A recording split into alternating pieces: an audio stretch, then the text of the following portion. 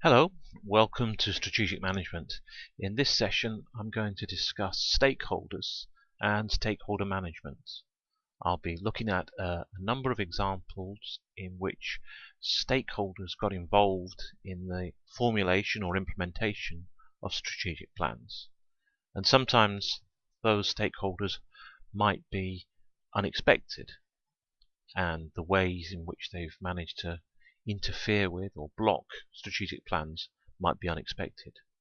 So the examples will show the importance of understanding stakeholders, and I'll look briefly at a framework in which we can consider how to manage stakeholders. The first example involves this man, who some of you might recognize from Spitting Image. This is Rupert Murdoch, who's the leader of the News International empire, so quite infamous in recent times. And he developed an interest in Manchester United to the point that he had a bid of £623 million accepted by the club, or by the board of directors of the club, in order to buy the club. Unfortunately for him, this man, Stephen Byers, which few of you will probably recognise, he was a government minister. He asked the Monopolies and Mergers Committee to look at the bid, and as a result of the report that they submitted, the government blocked the acquisition in April 1999. So Stephen Byers, the Mergers and Monopolies Commission, the UK government, had no direct interest in either Rupert Murdoch or in football in general or Manchester United in particular, but they were able to stop that bid going ahead, which delighted the die-hard Manchester United fans who were opposed to any deal going through.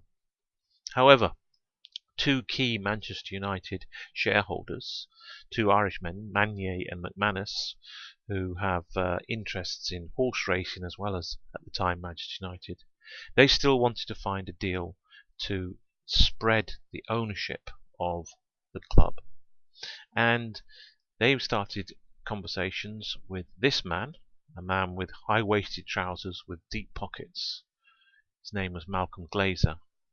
And eventually it got to the point where, despite fierce opposition from the loyal Manchester United fans, Glazer managed to secure 98% of Manchester United shares and assume control of the club. So this was a situation in which one bid was blocked by the government and a second bid couldn't be blocked by the fans of the club, which is an interesting situation to try and consider. Another example involves G4S, a firm which many of you might remember were involved in providing security for the London 2012 Olympics, and perhaps didn't do a particularly good job. Before the Olympics, back in October 2011, the chief executive of G4S announced that he'd made a bid which was accepted to buy a Danish rival, ISS, for a rather large sum of £5 billion. There were good strategic reasons for the acquisition. Two businesses, strong in slightly different geographical areas, in complementary services. G4S are known predominantly for providing security services of different natures to large companies, and ISS provide a range of facilities management services, particularly cleaning, to a similar base of customers. So the two together could offer a broad range of services to similar clients. So there was some sound strategic rationale for the bid. However, within a couple of weeks, the bid had been scuppered on the basis of objections raised by all the large shareholders in G4S. So an idea that had sound strategic reasons, but key stakeholders, i.e. the shareholders, objected to the plan and prevented it from going through. A slightly different example, you're all aware of Tesco being a large UK retailer, very powerful. Some years ago, they acquired some land near Tolworth Broadway, just off the A3, and planned to develop a large superstore there. However, there was fierce local opposition, and they came up with a nice little logo and tagline: "Every little hurts, save Tolworth, stop Tesco." And the local customers of Tesco, the local residents, managed to stop Tesco on many different occasions, and ultimately Tesco have stopped their idea that they're going to develop a large retail site on the land that they bought. So a variety of different examples of different types of stakeholders and the power in which they can exert over organizations. And these stakeholders are defined as individuals or groups that can affect or are affected by an organization. And there can be a variety of different stakeholders. We might see internal stakeholders, such as employee groups or managers or directors. So we could see that in the G4S and the example, the shareholders, who are generally termed to be external shareholders, external stakeholders, were the principal opponents to the plan, and they managed to exert power in order to stop the plan. So stakeholders might be internal, they might be external. There's a long list there of different forms of possible stakeholders who are external to the organization. You can see there regulatory authorities, which is essentially what the government Monopolies and Mergers Commission was in the Man United example. So when we're setting a strategy or trying to design a strategy, it's very important to be very clear who the various different stakeholders are. And particularly, we need to identify which of the different stakeholders that exist, who are the ones that are going to be deciding the success of the organization, and who amongst those different stakeholders do we definitely need support from in order to implement our strategies, our intended strategies. Because different stakeholders can place different and conflicting expectations on the organization. Different stakeholders want different things, and sometimes those different things aren't available at the same time. So we need to be able to understand what's the priority of attention which we need to give to the various different groups of stakeholders. And in order to do that, we need to know the specific interests of different stakeholders. What is it that they desire from an organization? What is it they're looking for? And we need to know the level of that interest. So how interested are they in pursuing that particular expectation? And in pursuing that expectation or interest, we need to understand the extent of influence or power which those stakeholders can bring to bear on making sure that their expectation is realized.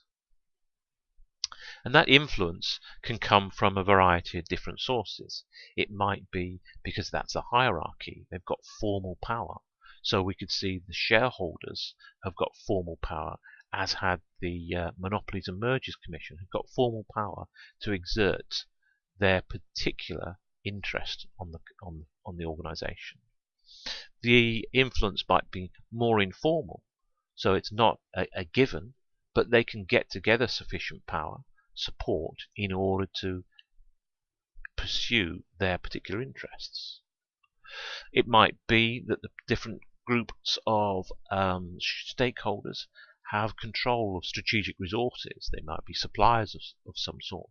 Or, of course, they might be particular employee groups with particular knowledge or skills or areas of operations in which they can influence the success of the organization and the ability of the organization to implement their particular strategies. We can formalize these different variables of interest and power in a classic 4-panel matrix.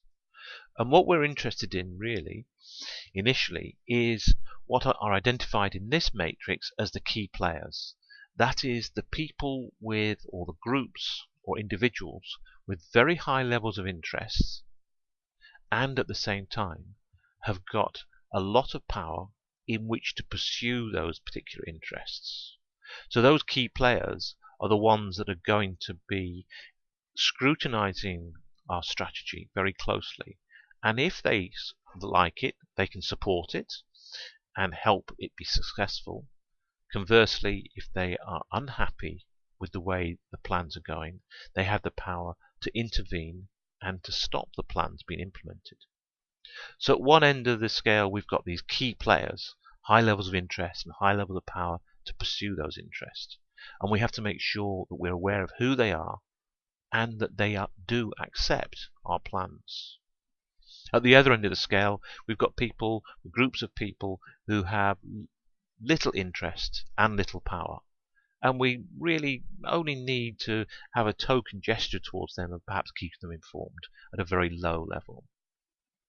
There are a difficult group of people who may have a high level of interest but limited power.